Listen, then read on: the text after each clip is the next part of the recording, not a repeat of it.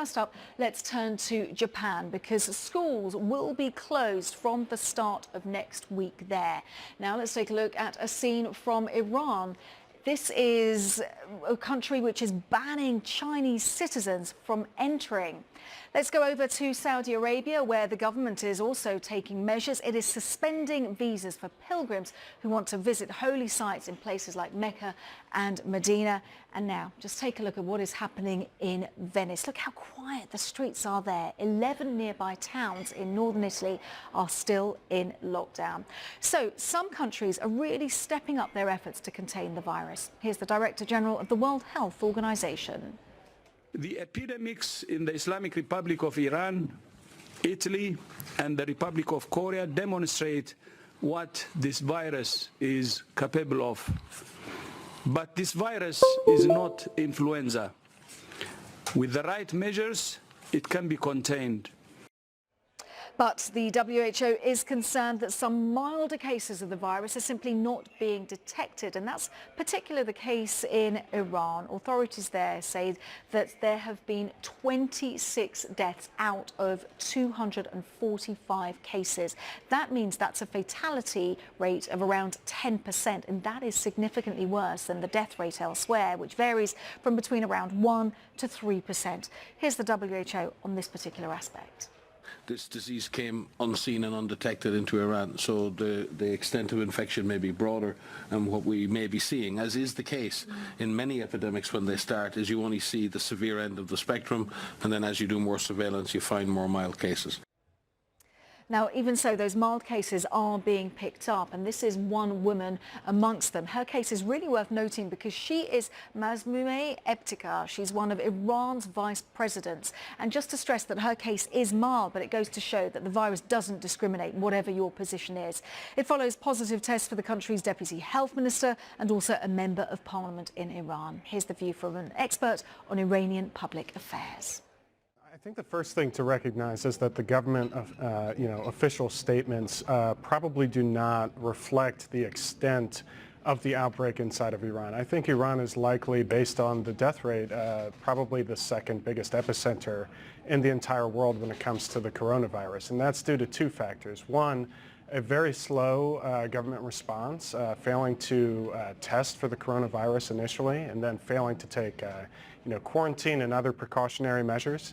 And then second, its public health sector has been devastated by U.S. sanctions for months and years, and so they haven't been able to get key medical devices and then key medicine that's only manufactured in the West. So this has kind of created a perfect storm where, the official rate of infection is in the hundreds, but based on the death rate, it's likely in the thousands.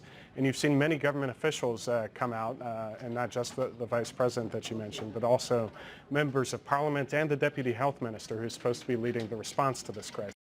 Confirming a person in California may be the first in the country to get infected through so-called community spread, meaning the source of the infection is unknown. Worldwide, there are now cases in 49 countries and more than 82,000 cases confirmed around the globe, 60 of them here in America. And U.S. airlines are now suspending some flights and offering travel waivers for flights to Italy and South Korea. And Japan's prime ministers all across the entire country for weeks. Every school there closed. Steve Osunsami is going to start us off. He's at CDC headquarters in Atlanta, tracking all the latest. Good morning, Steve. Good morning to you, Robin. Health officials here at the CDC have been greatly worried about these outbreaks that have been happening across the world, worried that something similar could happen here, and because of that, they are closely watching this case in California. There's now an American case of the coronavirus that has U.S. health authorities on high alert this morning. The CDC has confirmed that a person in Northern California has come down with the virus, and for the first time in this country, the virus appears to have spread to this person without them having recently returned from a foreign country or without a close contact to someone who was already known to be infected. Investigators are now tracing this patient's recent movements and contacts to see who else may have been exposed. This is happening as California officials are working to track down the places and people who were visited by a Korean Airlines flight attendant who has now tested positive for the coronavirus.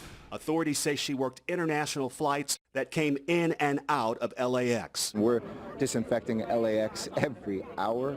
We're making sure that those points of entry and those places where we could see somebody come in and create a vector are as secure as we can possibly make them. This same flight attendant was working a flight from Israel on February 15th, where 30 people were later diagnosed with the disease. On the East Coast, health officials on Long Island are watching 83 people who may have been exposed to the virus. They were asked to voluntarily isolate themselves for 14 days. The panic has spread across the globe. An American soldier in South Korea has tested positive, and the U.S. military is now ordering extra screenings of all service members. The military is now restricting all non-essential Department of Defense travel to the Republic of Korea. Health officials are screening all passengers who have traveled to mainland China and are arriving in the U.S. But so far, despite the hundreds of people sick in Italy, no screening of passengers from that country. Robin. All right. Thank you so much. Hi, everyone. George Stephanopoulos here. The worldwide total to more than 83,000. It is now in 54 countries. Major events in Asia and Europe either canceled or closed to the public in an effort to stem this spread. And here in the U.S., a lot of focus is being put this morning in Northern California, where officials are trying to figure out how a woman contracted the virus with no known exposure to it. That's a big deal. Also, explosive allegations from a whistleblower this morning, claiming more than a dozen people sent to receive the first Americans returning from Wuhan did not have proper training or protective gear. And all this has rocked financial markets around the world, the worst sell-off on Wall Street since the financial crisis in 2008. Growing fears the virus could tip economies into recession. So we want to begin with Rebecca Jarvis at the New York Stock Exchange. Good morning, Rebecca. Good morning, George. We are looking at another day of extreme volatility. Stocks opened just moments ago with the Dow down more than 600 points. And this week alone, stocks have now wiped out nearly $3.5 trillion in value. This morning, stocks in the midst of their worst week since the financial crisis. The Dow plunging more than 3,200 points in just 4 days. After hitting record highs just last week, stocks are now down nearly 11%, meaning the typical 401k, which ended last year over $112,000, dropped by more than $12,000 in just the last few days. Goldman Sachs predicting that the biggest companies in the U.S. may not grow at all this year because of the coronavirus. The ripple effects across many industries. Companies that rely on travel like Marriott and United Airlines warning the outbreak will negatively affect their business, while others like Nike and Apple say factories shuttered in China have delayed production. Facebook canceling a major conference, and America's largest private company, Cargill, joining a growing list of firms banning travel for employees. And Wall Street is trying to answer the same question as all of us. How severe and how long lasting will this coronavirus and its effects be? And not having an answer can produce the same economic consequences as having an answer that's bad. There is a ripple effect here, and that is what you're seeing reflected in both the stock market and eventually in the real economy. Cecilia? Yeah, a lot of nerves out there. Hi, everyone. This is important. Before the Washington Post exposed the existence of the whistleblowers report, Congressman Jimmy Gomez of California voiced suspicions in his questions that are now supported by the whistleblower report.